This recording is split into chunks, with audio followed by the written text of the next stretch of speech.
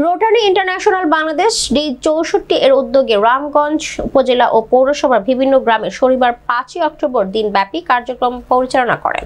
সকালে নন্দনপুর সরকারি প্রাথমিক বিদ্যালয়ে 2টি চিকিৎসক টিমের মাধ্যমে চিকিৎসা সেবা ও কৃষকদের মাঝে বীজ বিতরণের মাধ্যমে দিনের কার্যক্রম শুরু করেছেন।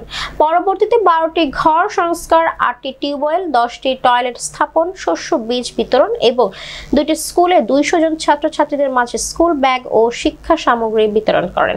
এ সময় উপস্থিত ছিলেন রোটারি ইন্টারন্যাশনাল বাংলাদেশ D64 এর chief coordinator Ishtiaq Abiduzzaman, PP Zahir Uddin Babar, coordinator দুর্যোগ ব্যবস্থাপনা committee RID64 Mahmudul Hasan, deputy coordinator admin Nurul Huda Pintu, first record secretary দুর্যোগ ব্যবস্থাপনা কমিটির সদস্য পিপি আশিকুর রহমান মিশু, পিপি আমানুল হক কনক, পিপি খায়রুল কবির চঞ্চল, পিপি ত্রিদীপ সাহা, রামগঞ্জের বিশিষ্ট ব্যবসায়ী শেখ সোহেল, ভূমি অফিসার মোহাম্মদ সৈকত, প্রেস ক্লাবের সভাপতি আবু তাহির, সহ সভাপতি জাকির পাটোয়ারি সহ অনেকে।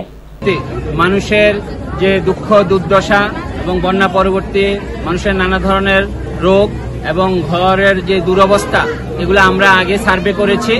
D64 যে যত রোটারিয়ান আছে, প্রেসিডেন্ট, লিডার্স সবাই মিলে এখানে এসছে, তারা কন্ট্রিবিউট করেছে এই D65 রোটারিয়ান ফ্রেন্ডসদের জন্য, এবং এটারই একটা অংশ। এবং এরপর যাদের আছে আমরা সবাই কাঁধে কাঁধ মিলে এই আজকের এই অবস্থায় যদি আমরা পাশে দাঁড়াতে পারি, তাহলে আমাদের রোটারির কার্যক্রমটা আজকে সার্থক হবে।